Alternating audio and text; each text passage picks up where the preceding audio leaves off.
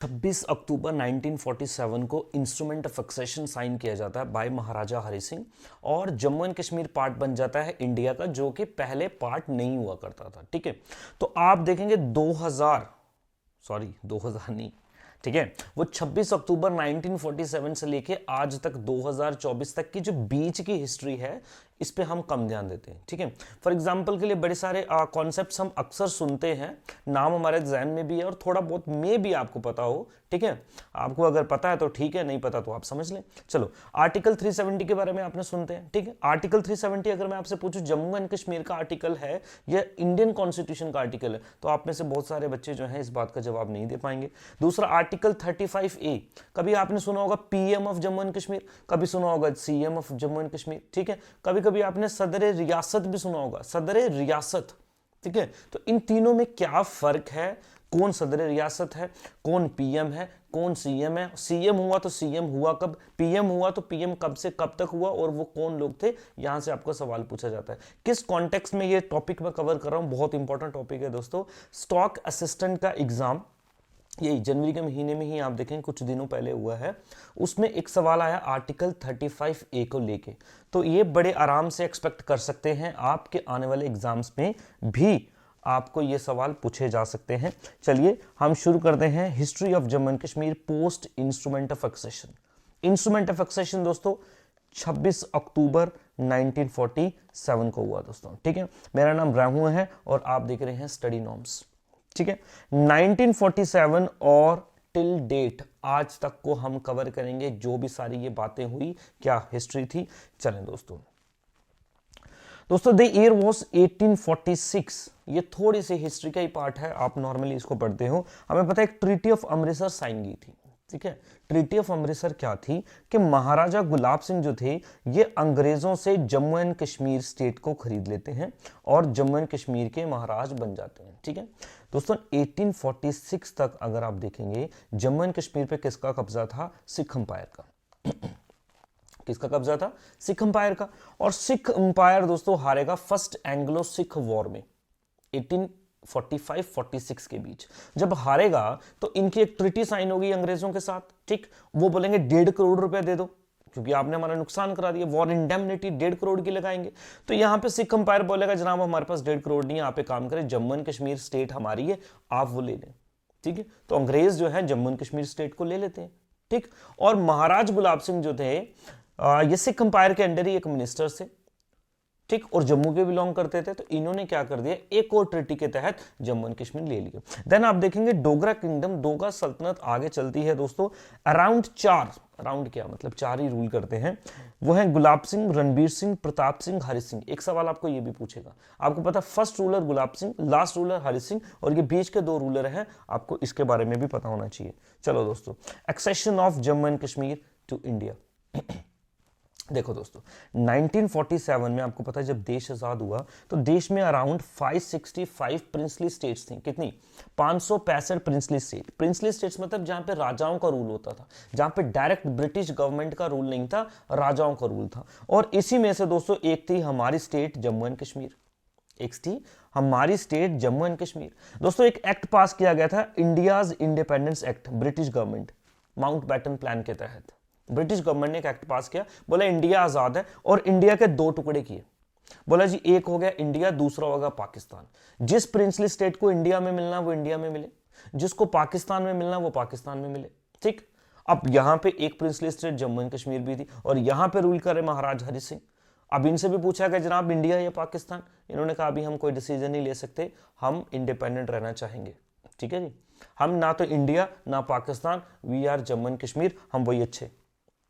ये बात होगी दोस्तों, ये कहानी अभी तक सुनी हुई है आपने, ये सब ने सुनी है, ये पॉइंट्स नहीं है, पॉइंट अभी आने आगे। ठीक है, जिनको नहीं पता मैं उनके लिए ये कवर कर रहा हूं। चलें दोस्तों, चलो the ruler of princely states given option, कोई पढ़ने की जरूरत नहीं। चलो जी, इन्होंने बोला ना इंडिया ना पाकिस्तान, और इन्होंने बोला जी हम किसी के साथ अपनी स्टेट को नहीं मिलाना चाहते। दोस्तों प्रॉब्लम ये हुई कि जब पाकिस्तान इन्वेड कर देता है कश्मीर को, ठीक है। पाकिस्तान क्या करता है, इन्वेड करता है कश्मीर को अराउंड, अगर आप देखेंगे अक्टूबर का ये महीना था, ठीक है। क्योंकि जितनी भी प्रिंसली स्टेट थी इंडिया में, सरदार वल्लभ भाई पटेल, जिनको आयरन मैन ऑफ इंडिया बोला जाता है, इन्होंने डिफरेंट स्कीम्स लगा के, डिफरेंट साम दाम दंड भेद लगा के सारे के सारे प्रिंसली स्टेट्स को ज्वाइन कर लिया था, अपने साथ मिला लिया था, किसी को धमका के, किसी को प्यार से, किसी को पैसा दे के, ठीक है। अब बचता था कश्मीर और कुछ एक दो स्टेट्स और थी, वो छोड़ दो, हम डेप्थ में नहीं जाएंगे। तो दोस्तों पाकिस्तान इस बात से बुखला गया और वो क्या कर देता है, अटैक।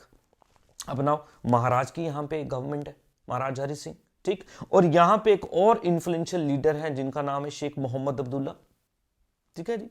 ये शेख मोहम्मद अब्दुल्ला और उनकी जो पार्टीज है, नेशनल कॉन्फ्रेंस जो है, ये चाहते हैं कि जम्मू एंड कश्मीर में भी मोनार्की खत्म हो जाए और कॉन्स्टिट्यूशन बनाया जाए। इनकी ये डिमांड थी और डिमांड लगातार चल रही थी, ठीक। अब इनको बोला चलो जी आप इंडिया में करें, बात करें।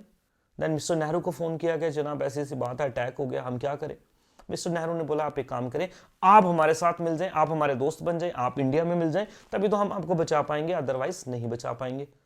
बड़ी सिंपल सी बात, ये कहानी थी। और इंस्ट्रूमेंट ऑफ एक्सेशन जो है ये दोस्तों, ये साइन किया गया, ठीक। वही बोल रहे in the early hours of 24 October 1947 thousands of tribal Pathan from Kashmir swept into Kashmir from Pakistan, sorry, ठीक है जी। अब ये क्या करें, अब वहां पे कब्जा हो गया पाकिस्तान का। देन महाराज हरि सिंह अगर आप देखेंगे अपील करेंगे इंडिया से और आप देखेंगे अपना रिप्रेजेंटेटिव भेजेंगे, ठीक है, शेख मोहम्मद अब्दुल्ला को Delhi to ask for help. अब इस हेल्प के चक्कर में दोस्तों साइन किया जाता है instrument of accession. Instrument of accession एक एग्रीमेंट है कि हम जम्मू एंड कश्मीर बन रहे हैं इंडिया का पार्ट, ये है instrument of accession. Very very important दोस्तों, ये डेट आपको नहीं भूलनी, पूछेगा एग्जामिनर। 26 अक्टूबर 1947, इसको एक्सेशन डे के नाम से भी जानते हैं। किस डे के नाम से जानते हैं, एक्सेशन डे, ठीक है जी। पाकिस्तान ने अटैक किया, चलो जी इंस्ट्रूमेंट ऑफ एक्सेशन साइन किया गया, चलो ठीक है जी, एक्सेशन डे। अभी तो ये जम्मू एंड कश्मीर की एक पब्लिक हॉलीडे भी है दोस्तों, बच्चों के मजे हैं, ठीक है। चलो जी अब देखें, अब ये बात समझना, ये क्या बोल रहे हैं, according to the terms of the document, इस डॉक्यूमेंट के टर्म के हिसाब से Indian jurisdiction would extend to external affairs, communication and defence. इसका मतलब क्या है दोस्तों, इंस्ट्रूमेंट ऑफ एक्सेशन जब साइन किया जा रहा था, अब प्रॉब्लम थी, ठीक है। अभी हेल्प तो चाहिए, पाकिस्तान ने तो अटैक ही कर दिया, अब हेल्प चाहिए, अब हेल्प लेने के लिए कुछ ना कुछ करना पड़ेगा।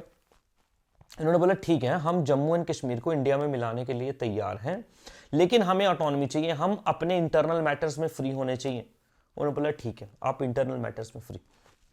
इंडियन गवर्नमेंट बोलती है आप सिर्फ हमें 3-4 चीजें दे दें, बस 3-4 चीजों पे हमारा कंट्रोल होगा, बाकी सारा का सारा आप इंटरनल मैटर्स में फ्री होंगे, कोई प्रॉब्लम की बात नहीं है, ठीक। उसमें आ गया एक्सटर्नल अफेयर्स, आपकी फॉरेन पॉलिसी आप खुद नहीं डिसाइड कर सकते, इंडियन गवर्नमेंट डिसाइड करेगी। कम्युनिकेशन, इंटरनेट, मोबाइल सर्विसेज और आपका डिफेंस, ये किसके कंट्रोल में होगा, इंडिया के कंट्रोल में होगा। ये बात की गई, बाकी पूरी की पूरी ऑटोनॉमी दोस्तों ये दे देगी। देन इंडियन सोल्जर्स आते हैं, ये लिफ्ट किए जाते हैं और उनको थोड़ा सा बैक कर देता जाता है, ठीक। और ये मसला यूएन में चले जाता है और आप देख हैं देखो कश्मीर का काफी ज्यादा हिस्सा जो है पाक ऑक्युपाइड कश्मीर के रूप में पाकिस्तान के कंट्रोल में चला जाता है और आज भी पाकिस्तान के कंट्रोल में है। बट एक बात यहां पे ये होगी दोस्तों कि जम्मू एंड कश्मीर पार्ट बन गया किसका, इंडिया का। कैसे बना, इंस्ट्रूमेंट ऑफ एक्सेशन से। कब हुआ, 26 अक्टूबर 1947 को, ठीक है। चलो दोस्तों अब ये बात हो गई है कि इंस्ट्रूमेंट ऑफ एक्सेशन हो गया। नाउ आप देखेंगे कि यहां पे ये भी मसला, ये भी बात उठ रही है बार बार कि डेमोक्रेसी डेमोक्रेसी डेमोक्रेसी, राजा की गवर्नमेंट जो है ये खत्म करनी है और लोग बहुत ज्यादा रिवोल्ट कर रहे, कम्युनल दंगे क्लैशेस होते हैं कश्मीर में, ठीक है। तो इसके चलते आप देखेंगे कि महाराजा हरि सिंह जो है ये बोलते हैं ठीक है जी एक इंटरिम गवर्नमेंट बनाए, इंटरिम पॉपुलर गवर्नमेंट। इंटरिम का मतलब होता है प्रोविजनल गवर्नमेंट, टेम्पररी गवर्नमेंट, क्योंकि परमानेंट गवर्नमेंट को बनाने के लिए दोस्तों क्या लगता है आपका, इलेक्शंस लगते हैं, ठीक है। अभी के लिए बोला जी बनाओ एक government with Sheikh Mohammad Abdullah as the prime minister, कुछ टाइम के लिए दोस्तों, समझ गए, इंटरिम गवर्नमेंट। चलो जी ये बना दिया, चलो जी। And subsequently Maharaja signed a proclamation making Yuvraj a regent, छोड़ दें इस बात को, कोई मतलब नहीं है। चलो नाउ दोस्तों ये किस लिए बनाया जा रहा था, ये इसलिए बनाया जा रहा था कि हमें क्या बनाना है, एक अपने लिए कॉन्स्टिट्यूशन बनाना है। शेख मोहम्मद अब्दुल्ला जो थे हमारे, उनका एक बड़ी डिमांड थी कि कॉन्स्टिट्यूशन के हिसाब से गवर्नमेंट चले। देश कम, मतलब देश ही लगा ले जम्मू एंड कश्मीर एक, तो देश कैसे चले, कॉन्स्टिट्यूशन के हिसाब से चले। और कॉन्स्टिट्यूशन को बनाने के लिए लगती है दोस्तों क्या, कॉन्स्टिट्यूएंट असेंबली। इंडियन कॉन्स्टिट्यूशन भी कॉन्स्टिट्यूएंट असेंबली ने ही तो बनाया था, 389 मेंबर्स थे उसमें। तो यहां पे भी एक कॉन्स्टिट्यूएंट असेंबली को बनाने की बात करने जाने लगी, और ये कॉन्स्टिट्यूएंट असेंबली बनाएगी दोस्तों, ठीक है जी। चलो जी, और आप देखेंगे Constituent Assembly in a resolution passed on 27 October 1950, ठीक है जी। स्टेट recommended convening, मतलब बनाओ। स्टेट ने क्या कर दिया, मतलब ये कि यहाँ पे महाराज के अंडर ये बात चल रही कि कॉन्स्टिट्यूएंट असेंबली बनाई जाए। तो आप बोल सकते हैं कि 1950 को कॉन्स्टिट्यूएंट असेंबली आपकी बना दी गई, ठीक है जी, बना दी गई। चलो जी, अगले साल ऑन May 1, 51, मतलब 1951, Karan Singh, then head of the state Jammu and Kashmir, proclaimed directing the formation of this assembly. Assembly was to be constituted elected representative of the people, ठीक है। अब दोस्तों एक कॉन्स्टिट्यूएंट असेंबली जो है ये बना दी गई, और कॉन्स्टिट्यूएंट असेंबली ने पहली मीटिंग अपनी की है 31 अक्टूबर 1951 under Sheikh Mohammad Abdullah. Very important, पहली मीटिंग ये लिख देते हैं दोस्तों। फर्स्ट मीटिंग अक्टूबर 1951, अक्टूबर 1951 पहली मीटिंग इन्होंने दोस्तों की, किस लिए, कॉन्स्टिट्यूशन बनाना है। किस लिए, कॉन्स्टिट्यूशन बनाना। अब आप बोलोगे सर 1947 में इंस्ट्रूमेंट ऑफ एक्सेशन होता है, और 1951 तक क्या कर रहे थे दोस्तों, अभी तक यहाँ पे विवाद चल रहा है। मेरी बात समझ रहे हैं आप, ये कॉन्स्टिट्यूएंट असेंबली कोई ऐसे नहीं बना दी गई, कॉन्स्टिट्यूएंट असेंबली के इलेक्शन हुए हैं, समझ रहे मेरी बात, कॉन्स्टिट्यूएंट असेंबली के बकायदा इलेक्शन हुए थे, तो ये लिमिटेड फ्रेंचाइजी पे हुए थे, ठीक है। अब इलेक्शन कराना है बड़ी मुश्किल बात थी, क्योंकि यहां पे आप देखेंगे एक तरफ पाकिस्तान है और एक तरफ इंडिया, दोनों लड़ रहे हैं, और बीच में आप देखेंगे यूनाइटेड नेशंस बैठे हुए, ये मुद्दा यूनाइटेड नेशंस में चल रहा है, ठीक है जी।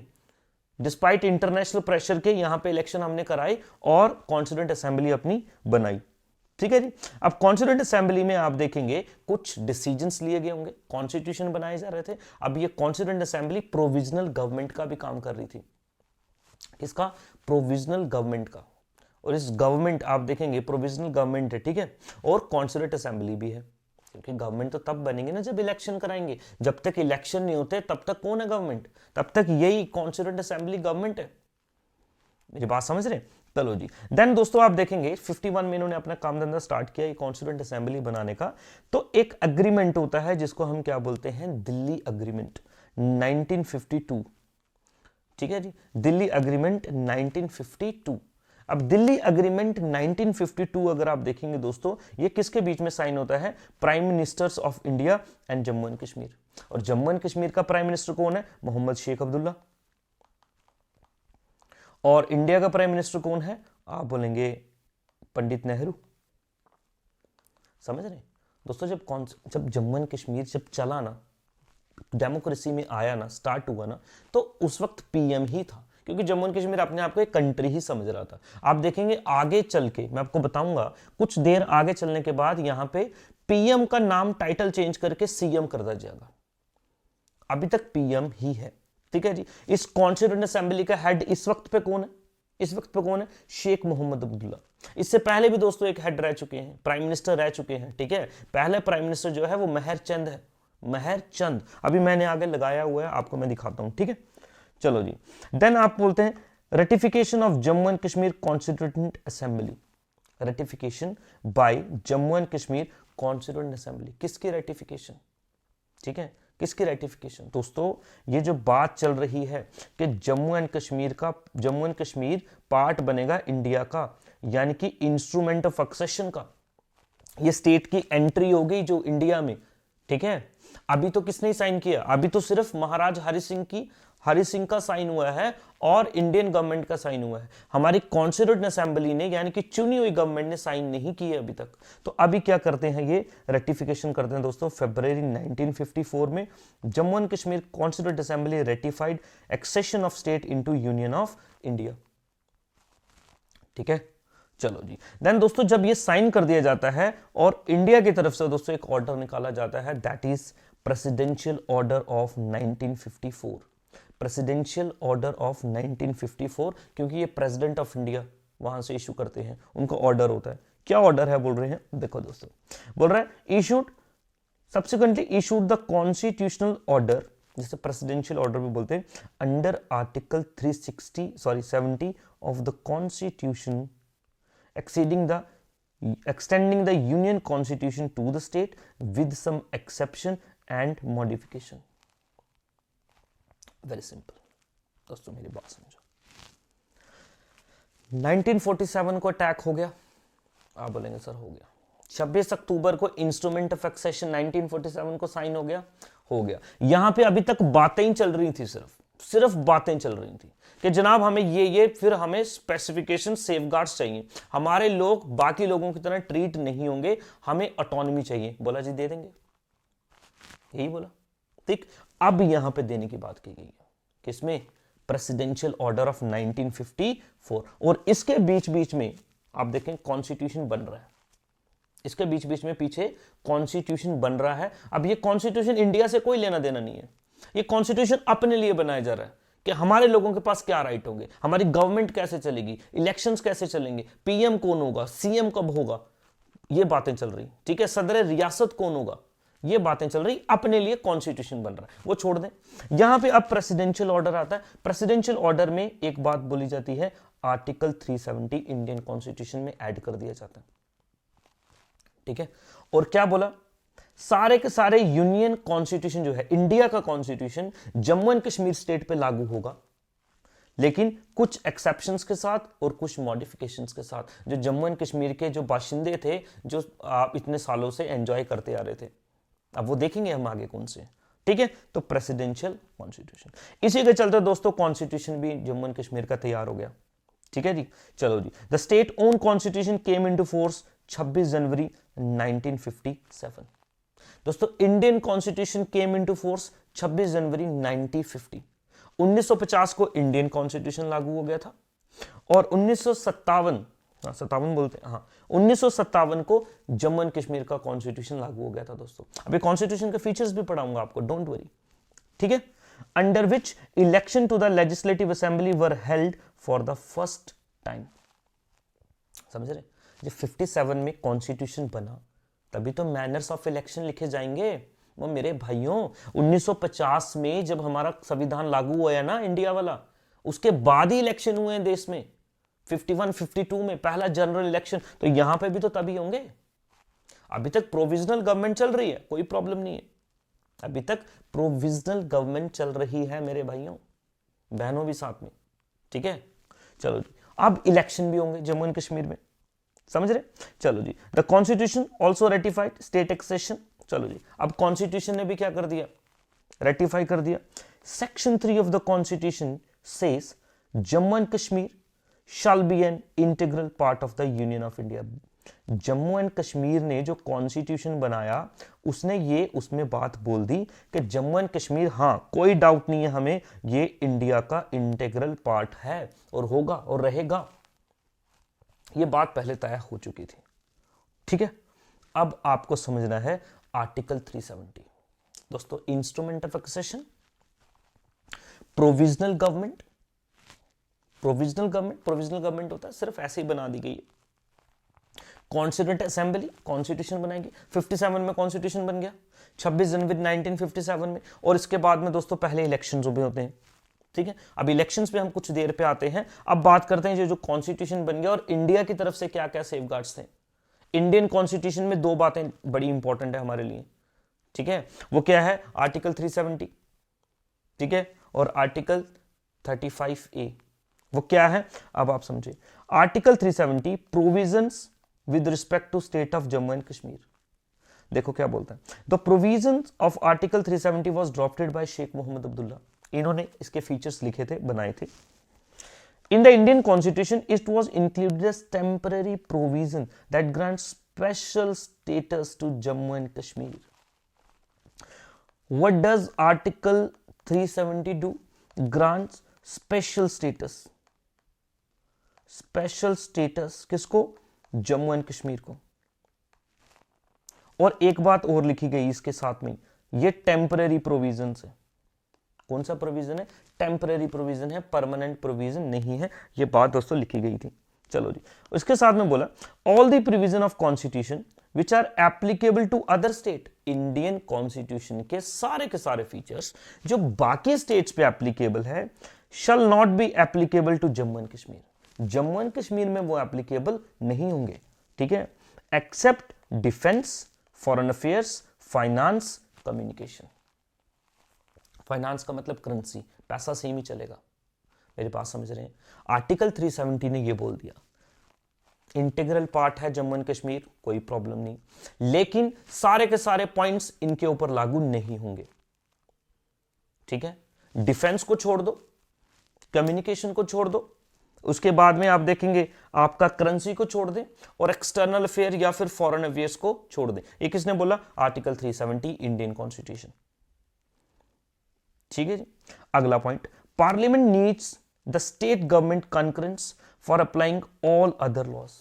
पार्लियामेंट को कोई भी जम्मू एंड कश्मीर में लॉ इंप्लीमेंट करवाना है, जो जम्मू एंड कश्मीर की गवर्नमेंट होगी उसकी मंजूरी लेनी पड़ेगी। अगला, the state residents live under a separate set of laws. जो स्टेट में लोग रह रहे हैं ये डिफरेंट सेट ऑफ लॉज में रहेंगे, including those related to citizenship, ownership of the property. मतलब जम्मू एंड कश्मीर के जो बाशिंदे हैं आप देखेंगे वो सिटीजन्स अलग तरीके के सिटीजन ट्रीट किए जाएंगे। इनके पास डुअल सिटीजनशिप होती है, एक तो citizen of Jammu and Kashmir और एक citizen of India. It gives J&K unique power to have a separate prime minister. Separate prime minister हो सकता है, सेपरेट प्रेसिडेंट हो सकता है, इनका सेपरेट फ्लैग हो सकता है और अपना कॉन्स्टिट्यूशन भी हो सकता है। और कॉन्स्टिट्यूशन भी बना लिया आपने देखा, 57 में बन गया हुआ कॉन्स्टिट्यूशन, फ्लैग भी अलग ही है दोस्तों, समझ रहे? चलो जी आगे, due to special provisions attach to this article it which remain debatable. हमेशा डिबेट में रहा, ये आपके काम की बात नहीं है, छोड़ दें आप। आर्टिकल 370, आर्टिकल 370 ने ये बोला सारे के सारे लॉ जम्मू एंड कश्मीर पे लागू नहीं होंगे, सेपरेट कॉन्स्टिट्यूशन होगा, सेपरेट फ्लैग होगा, सेपरेट इनके लॉज होंगे और कोई भी लॉ इंडिया वाला इंप्लीमेंट कराने के लिए स्टेट की मंजूरी लेनी पड़ेगी। 35A क्या बोलता है दोस्तों? देखो 35A कैसे आया? ये कॉन्स्टिट्यूशन के हिसाब से नहीं आया, कॉन्स्टिट्यूशन में कोई हमने एक्ट नहीं डाल दिया, ये एक प्रेसिडेंशियल ऑर्डर के हिसाब से आया 1954 में, अभी पीछे भी देखा, प्रेसिडेंशियल ऑर्डर से आया, ठीक है। अब इसने क्या बोला? It gives the Jammu and Kashmir assembly right, अधिकार दे दिया जम्मू एंड कश्मीर की स्टेट असेंबली को, इसकी गवर्नमेंट को, to decide the definition of permanent residence. दोस्तों बात खत्म करें अगर 35A की ना, इधर लिख देना बस residence. Jammu and Kashmir residents को कुछ special benefits, special provisions, citizen, state subjects, ये करता है बात, समझ रहे? कौन बात करता है? आर्टिकल 35A बात करता है। देखो, permanent residents of the state to prevent the people of other state, बाकी स्टेट के लोगों को प्रिवेंट करना from buying real estate in J&K। जमीन नहीं खरीद सकता, कौन खरीदेगा? सिर्फ स्टेट सब्जेक्ट खरीदेगा, पहला पॉइंट। दूसरा, according to constitution of J&K, permanent resident is defined as a person who was a state subject on 14th May 1954। Presidential order के आने से पहले जो जम्मू एंड कश्मीर में बंदा रह रहा था, ठीक है जी, वो बंदा जम्मू एंड कश्मीर का सिटीजन माना जाएगा। इसको आपको पढ़ने की कोई जरूरत नहीं, रहने दो इसको आप, ठीक है। दूसरा, और who has been residing in the state for the period of 10 years has lawfully acquired immovable property in the state, जो कि माइग्रेट हुआ है from the state 1 March 1947 and has gone within the present Pakistan border area but has come back resettlement permit in the state। बोला पिछले 10 साल जो इधर रहा 47 में वो पाकिस्तान चला गया, देन पाकिस्तान से फिर वापस आ गया और अब यहाँ पे रह रहा है और उसने जमीन भी यहाँ पे खरीद ली है लॉफुल मीन से, वो भी इंडिया का, हम जम्मू एंड कश्मीर का सिटीजन माना जाएगा। इसके आपको पढ़ने की जरूरत नहीं है, इसको बिल्कुल पढ़ने की जरूरत नहीं है, ठीक है। हम 35A आर्टिकल पढ़ रहे हैं, ठीक है। रेसिडेंट्स की बात चल रही है, सिटीजन्स की बात चल रही है। Under this, citizen of any other state can neither buy property in J&K nor they can become permanent resident of the state, वो कभी भी परमानेंट रेसिडेंट नहीं बन सकते, यानी कि स्टेट सब्जेक्ट्स नहीं बन सकते,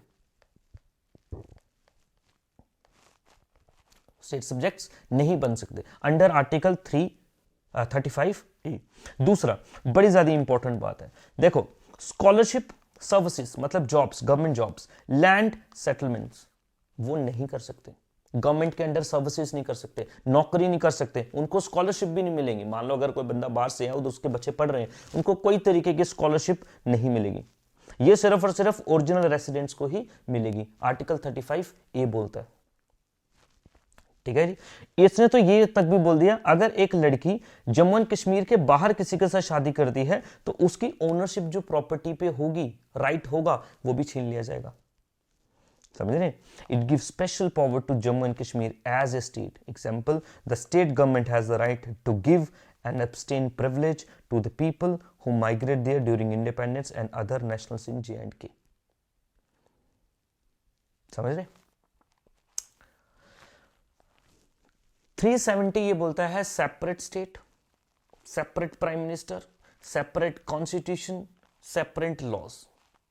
35 ये बोलता है जो हमारे लोग हैं उनको बेनिफिट्स, उनको बेनिफिट्स, बस दो बातें याद रहेंगी, रेसिडेंट्स नहीं हो सकती, सर्विस नहीं हो सकती, स्कॉलरशिप नहीं ले सकता। 35E याद रखना किसके अंडर आया? Presidential order 1954, presidential order 1954।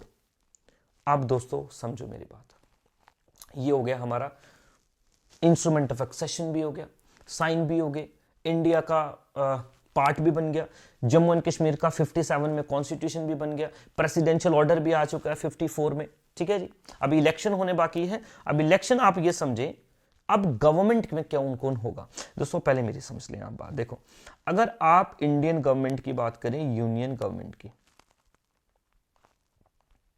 Union government की बात करें, ठीक है, यूनियन गवर्नमेंट का जो एक विंग होता है जिसे हम बोलते हैं एग्जीक्यूटिव, डिटेल में नहीं जा रहा दोस्तों, एग्जीक्यूटिव का मतलब होता है जो चीजों को एग्जीक्यूट कराते हैं, ठीक है, और वो सेंटर में दोस्तों देखो कौन होता है, सेंटर में होता है प्रेसिडेंट,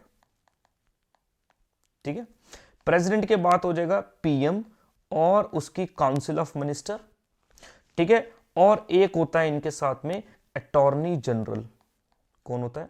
अटॉर्नी जनरल, ये सेंट्रल गवर्नमेंट की बात कर रहा हूं मैं। इसी प्रेसिडेंट की जगह पे हमारे यहां पे कौन होता है? सदर रियासत, बाकी सेम है, पीएम यहां पे भी होगा, पीएम यहां पे भी होगा, ठीक है, ये प्रेसिडेंट है, सदर रियासत किसके बराबर होगा? प्रेसिडेंट के बराबर होगा, सदर रियासत किसके बराबर होगा? प्रेसिडेंट के बराबर होगा, और इसको आप गवर्नर के बराबर भी बोल सकते हो, अगर एक स्टेट के साथ कंपेयर करें तो गवर्नर के बराबर बोल सकते हो, और एक पूरी कंट्री के साथ कंपेयर करें तो प्रेसिडेंट के बराबर बोल सकते हो, सदर रियासत, ठीक है जी। और यहां पे भी एडवोकेट जनरल है, यहां पे भी एडवोकेट जनरल है, यहां पे भी पीएम उसकी काउंसिल ऑफ मिनिस्टर है, और जम्मू एंड कश्मीर में भी पीएम उसकी काउंसिल ऑफ मिनिस्टर होगी। यानी कि कहने का मतलब ये है कि हमारे कॉन्स्टिट्यूशन, जम्मू कश्मीर के कॉन्स्टिट्यूशन के हिसाब से यहां पे दोनों बंदे होने थे, पीएम भी होना था और सदर रियासत भी होना था। सदर रियासत का मतलब प्रेसिडेंट, समझ गए, या फिर गवर्नर भी बोल सकते हो, ठीक है। चलो जी, सदर रियासत पे आए दोस्तों, सदर रियासत, सदर रियासत, सदर रियासत is the head of the state. India में हेड ऑफ द स्टेट कौन है? President, president is the head of state, prime minister is the head of government, ठीक है जी। चलो जी, सदर रियासत में बोलता है head of the state shall be designated as the Sadar Riyasat, ठीक है, इसको क्या बोलेंगे? सदर रियासत बोलेंगे।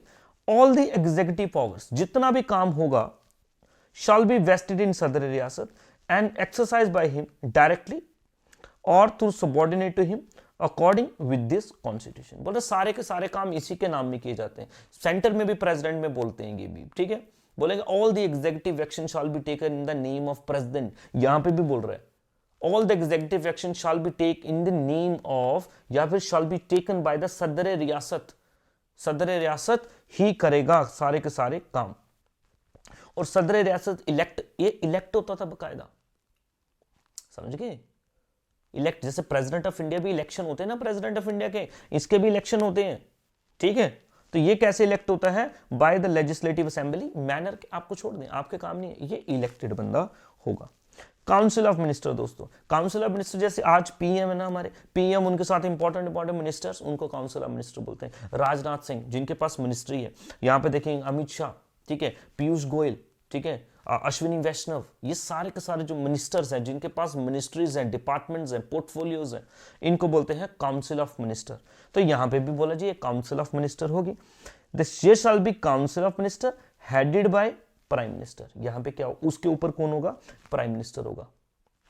उसके ऊपर कौन होगा? प्राइम मिनिस्टर होगा दोस्तों। पहला प्राइम मिनिस्टर दोस्तों आप देखेंगे मेहर चंद नामक बंदे हुए हैं हमारे, मेहर चंद, अभी पढ़ लेंगे आप, कोई बात नहीं, ठीक है जी। चलो जी, टू एड एंड एडवाइस, ये काउंसिल ऑफ मिनिस्टर क्या करेगी? एड एंड एडवाइस करेगी किसको? सदर रियासत को इन एक्सरसाइजेस फंक्शन। ये हो गया दोस्तों एग्जीक्यूटिव। लेजिस्लेचर की बात देखें दोस्तों, अगर आप लेजिस्लेचर सेंटर का देखें ना, उसको बोलते हैं पार्लियामेंट। लेजिस्लेचर का मतलब जो लॉ बनाता है, कानून बनाता है। पार्लियामेंट में दो हाउस होते हैं, राज्यसभा और लोकसभा। जम्मू एंड कश्मीर में भी सेम था दोस्तों, दो हाउस थे। जम्मू एंड कश्मीर में भी कैसा थे? दो हाउस थे, ठीक है। एक होती थी स्टेट लेजिस्लेटिव असेंबली और दूसरी होती स्टेट लेजिस्लेटिव काउंसिल, ठीक है। और इसके साथ में यहां पे प्रेसिडेंट भी होता है पार्लियामेंट पे। तो हमारे यहां पे प्रेसिडेंट कौन है? सदर रियासत। तो लेजिस्लेचर में ये होता था, ठीक है। अगला पार्ट हाई कोर्ट के साथ डील करता है, अभी के लिए तुम्हारे काम का है नहीं है। मेरी बात समझ रहे? हमने आर्टिकल 370 देख लिया, आर्टिकल 35A देख लिया, इंस्ट्रूमेंट ऑफ एक्सेशन देख लिया, प्रेसिडेंशियल ऑर्डर देख लिया। नाउ बात करते हैं ये पीएम सीएम का फंडा क्या है। पीएम सीएम का फंडा क्या है दोस्तों? देखो मेरी बात समझे, election history in Jammu and Kashmir, election history in Jammu and Kashmir. देखो दोस्तों बोल रहा है इन जम्मू एंड कश्मीर में पहली बार लेजिस्लेटिव असेंबली के इलेक्शन कब होते हैं? मार्च से लेकर जून तक 1957। 1957 क्यों? क्योंकि कॉन्स्टिट्यूशन ही 1957 में बना था, ठीक है जी, समझ रहे मेरी बात? देखो, और बने Bakshi Ghulam Mohammad was appointed prime minister of Jammu and Kashmir. Bakshi Ghulam Mohammad दोस्तों, एक मेरी बात समझ लें, पहले आप ये देख लो, बाकी छोड़ दो, ये पॉइंट पढ़ लो यार, छोड़ो। देखो 1947 से लेके 1965 तक, 1947 में मेंबर कंट्री बन गए हम, और 1965 तक, ठीक है, ये जो टाइटल था ये पीएम था, और 65 के बाद में जो टाइटल था ये सीएम था। बस इतना ही फर्क है, इतना ही फर्क। 65 तक टाइटल क्या रहा? पीएम। 65 तक टाइटल क्या रहा? पीएम। और 65 के बाद टाइटल क्या हो गया? सीएम। देखो मैं दिखाता हूं आपको, रुको, देखो यहां पे लिखा है, बोल रहा the CM post was established after the 6th amendment. कौन सी अमेंडमेंट? 6th amendment. किसकी 6th amendment? Jammu and Kashmir constitution की।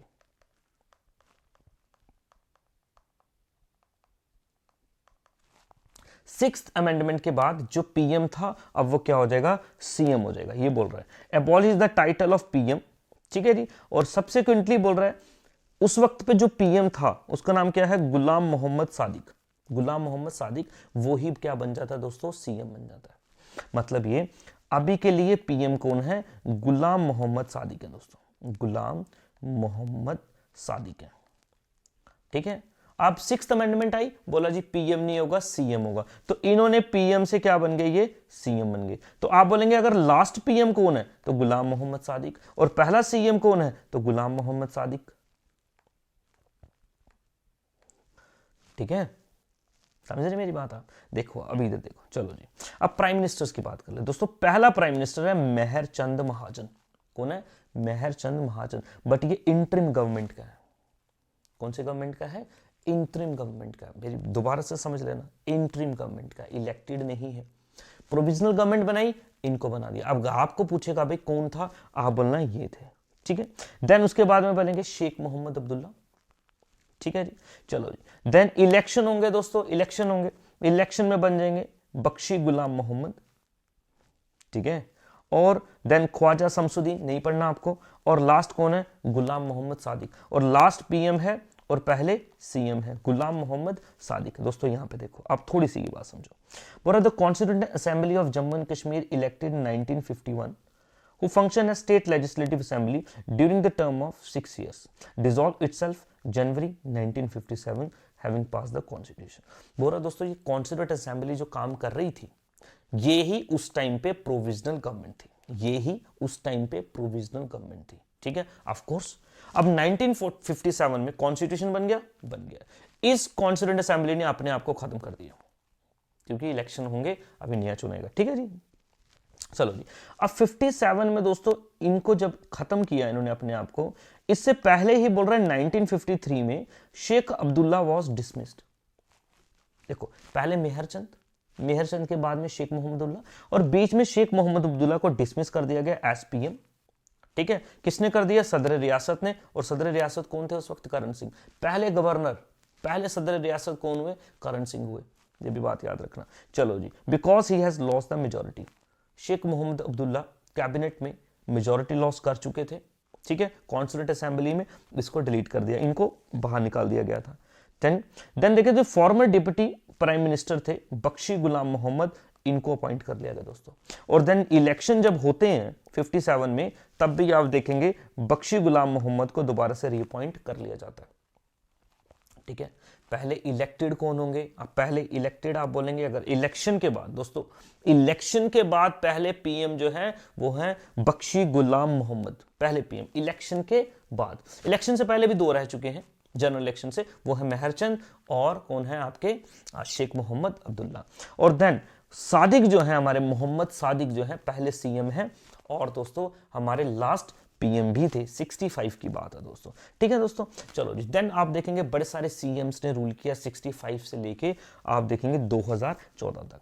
दोस्तों लास्ट 2014 में इलेक्शन हुए नवंबर दिसंबर में स्टेट के, ठीक है जी। और आप देखेंगे यहां पे कोलिशन गवर्नमेंट फॉर्म की गई, किसी को भी मेजोरिटी मिली, तो दो पार्टीज मिलके सामने आई, इन्होंने देखेंगे आप क्या बना दी, गवर्नमेंट बना दी, ठीक है। वो कौन थी? पीपल्स डेमोक्रेटिक पार्टी यानी कि पीडीपी एक, और दूसरा आ गई बीजेपी।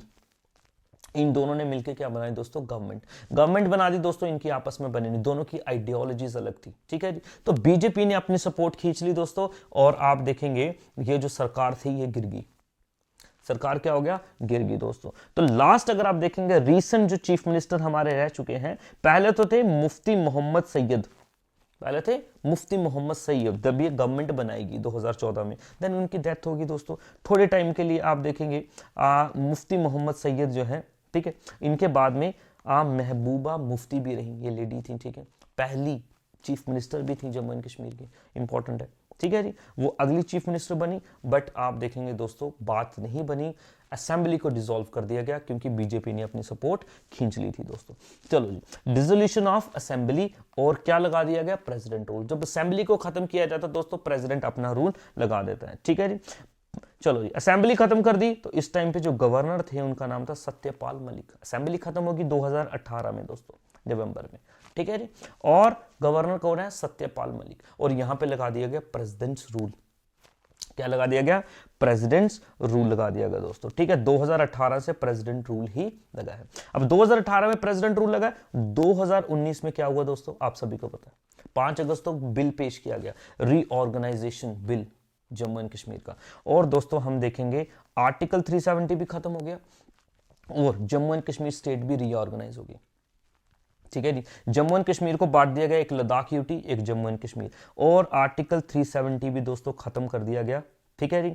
और यहां पे हमने देखा अब गवर्नर को हटा के लेफ्टिनेंट गवर्नर बिठाए गए दोस्तों। तो कौन कौन लेफ्टिनेंट गवर्नर दोस्तों? पहले थे गिरीश चंद्र मुर्मू, और दूसरे हैं मनोज सिन्हा, जो आज भी रूल कर रहे हैं। अब दोस्तों 2024 है हमारा, होप सो इलेक्शन होंगे, ठीक है। इलेक्शन होंगे, नई तरीके से दोबारा से गवर्नमेंट चुनेंगे, हम देखेंगे कौन सी गवर्नमेंट है। तो ये पूरी की पूरी दोस्तों कहानी आपके लिए बनाई गई है। ये पोस्ट इंडिपेंडेंस आप बोल सकते हैं, इंस्ट्रूमेंट ऑफ एक्सेशन। पीडीएफ देखो, पहले तो दोस्तों आप स्क्रीनशॉट ले लें, इसके लिख लें, वो बेस्ट चीज है। फिर भी अगर आपको ये चाहिए, आप मेरे को टेलीग्राम पे मैसेज करना दोस्तों, ये फ्री में आपको नहीं मिलेगी, मैं पहले बता रहा हूँ। इसने मेरा बहुत ज्यादा टाइम लिया है, मेरी टीम का टाइम लिया है। आपको पेमेंट करनी है सिर्फ और सिर्फ 5 रुपए, सिर्फ और सिर्फ 5 रुपए आपको पेमेंट करनी है। और आप करेंगे कैसे? आप टेलीग्राम में जाएंगे, डिस्क्रिप्शन में जाके टेलीग्राम में आपको ग्रुप मिल जाएगा, आप ओनर में जाके आप उधर मेरे को मैसेज करें, ठीक है। मैसेज करें, आपके पास लिंक आएगा, आपको लिंक के ऊपर पे करने हैं 5 रुपीज, 5 रुपये पे करेंगे, ये आपको मेल कर दिया जाएगा, आपके पास ये डॉक्यूमेंट आ जाएगा। ठीक है, नहीं कर सकते हैं आप दोस्तों, आप इसको प्लीज लिख लें, लिखने से बेटर कोई चीज नहीं, आप इसको लिख लें, डोंट वरी। ठीक है, बाकी जो नोट्स मैं आपको दे पाऊंगा मैं जरूर दूंगा। आप बने रहें, वीडियोस देखते रहें, पढ़ते रहें। खुदा करे 2024 में आपकी इस बार नौकरी जरूर लगे और लगेगी। Thank you, have a nice day.